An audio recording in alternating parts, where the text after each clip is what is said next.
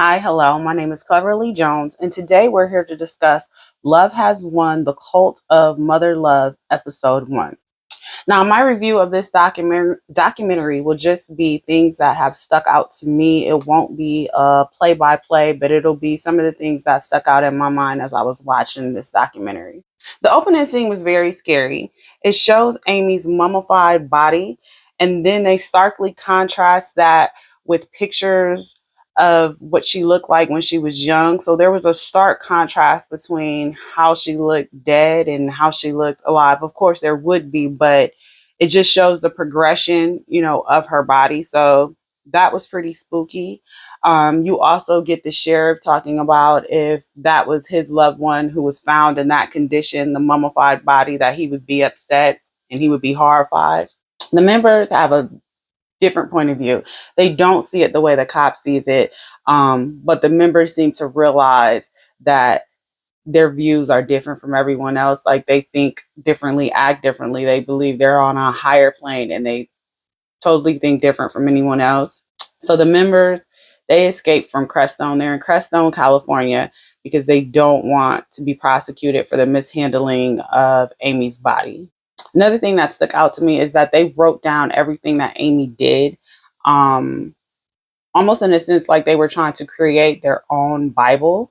So it's very important to the members to document everything that they do. So you get a scene where they're writing everything down. I thought the Galactic 18 was way off. Like, I didn't get their obsession with Robin Williams. I don't know if they gravitated towards Robin Williams because he also had mental health issues. I noticed a lot of people on the Galactic 18 picture that they had mental health issues, and they were very public mental health issues. Then you cut to a scene where Amy's mom talks about the divorce and fighting, but I wonder how bad that was for Amy to kind of change her life, change the course of her life, and become a cult leader. So how bad was the fighting between her mother and her father? They didn't really dwell on how bad the fighting was, but you could tell Amy's mom was very proud of her when she talked about her working at McDonald's and running her own store. You could tell that was a prideful moment for the mother.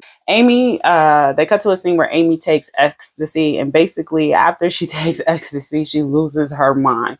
So it's like, I don't know what that unlocked for her, but it unlocked something for her where she just felt the need to go on almost a spiritual rebirth and to dig deeper into the things that she saw during her sister begins to notice a change in her, and her sister begins to notice that she's becoming more spiritual, talking more about angels and vibrations and auras. So they do start to see a change in Amy.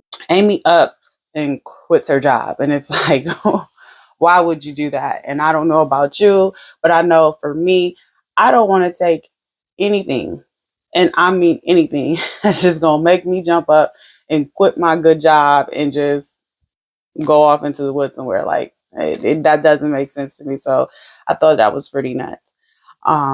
They go to a scene where Amy marries Amrith, that's his name. She meets him. They get married in 17 days. He says it's simpatico. It's funny to me. If you know the movie, you know. And so they get married. I thought that was pretty nuts. Just in 17 days, they felt they were twin flame. So the goal between Amrith and Amy were to bring about heaven here on earth and to operate in a higher vibrational plane. They go on to develop a newspaper called the Galactic Free, and they declared themselves father and mother of creation. How do you just do that? How do you just, you went through life normally, you had a normal life, and then all of a sudden you take ecstasy and now you're the mother and the father of creation. Like, okay. You could tell that after a while, Amrith wasn't on the same, I guess, vibrational plane as Amy. He believed that Amy was just doing a bit too much, and she thought she was more God than everyone else. You can tell that Amrith was not cool with that. During this time, Amy also puts everything on the internet. She used the internet to spread her gospel. She live streamed and created videos all the time. Amy had a lot of father gods. Basically, father gods were anyone that Amy slept with. So anyone that she fancied or wanted to be her guy, they were father god. After Amrith, Mike becomes Amy's father god. So Amy next starts to gain following online. She gains her following through her spiritual beliefs, but she's also big into conspiracy theories. Then we're introduced to Andrew. Andrew admits that he wasn't attracted to Amy, but he wanted to become Father God. So he joins up with Amy, meets up with her, and he uses his unemployment check to support them. Andrew is the one who actually came up with Love Has Won. He came up with that after they consumed large amounts of mushrooms. Mike was still there. He didn't leave. Mike took care of the money behind the operation because it was still a business. And so later on in the documentary, they admit that it was a business. They started to do spiritual healings for money. And I think the craziest part of that to me was you see Amy talking about the spiritual healing. She's talking about people getting healed after a brain surgery. She comes in and says, hey, I have some testimonials and people are saying they feel great after brain surgery. And it's like, really? Who feels great after brain surgery? I mean, you may feel great because maybe you're no longer dying, but you physically don't feel great. So I thought that was kind of weird. Amy spends a lot of the money that they make through the spiritual healings shopping. She has a huge Amazon addiction and she buys a whole bunch of stuff on Amazon. Andrew admits that he wasn't sold, that she was God. You know, and it's like, how long did it take you to realize that, Andrew? I mean, they admit that Amy drinks a whole bunch. So it's like, I don't know about you, but I know about me.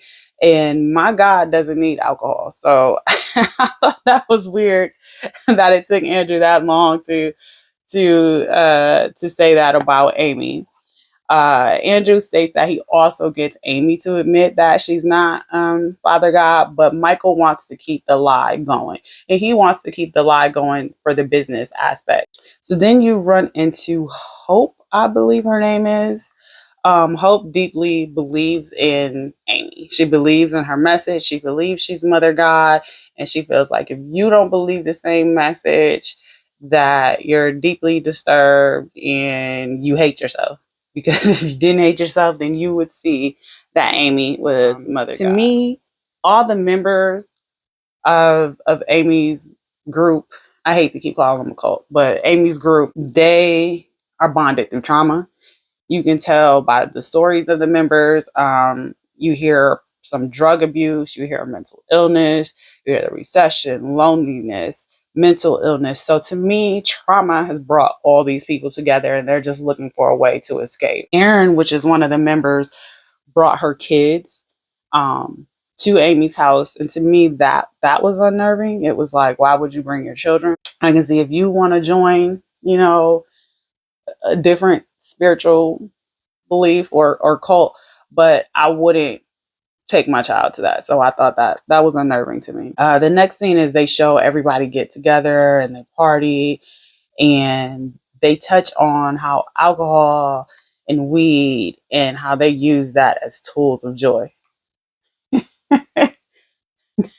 So I feel like most people who use those substances use those as tools of joy. So it was just funny the way they framed it to be not what it is, which is drugs, but tools of joy. So that was a nice way to frame it. And during this party, they became their higher selves. Literally, they became their higher selves. So the members do anything to find favor with Amy. So they do this by doing chores, and they clean up the house. They find that by doing this, they become more in her favor. They want to be, her go-to member. Then we're introduced to John Henry. He is in the military and he becomes the next Father God. Through the live streaming, because they started to do live streaming 24/7, parents begin to find their children online as they begin to find more followers. So the parents get to see some of the kids that have run away. Some of the members are pretty young, like in their early 20s, I would say, maybe even late teens. So the parents begin to find them online. The members get deeper into their conspiracy theories. Like they go so deep into the conspiracy theories. It's so funny. And then you get the one member who says, Amy, when she was working at McDonald's, she had to do that because she put love in the food, and that's how she spread her message. And I just thought that was hilarious. From there, they began to sell their own products, including letters that were written by Robin Williams. Really, let this man rest. I don't understand their obsession with Robin. They also began to sell colloidal silver, and they call it Kool-Aid, which colloidal silver could be very dangerous. So it's not something you want to take.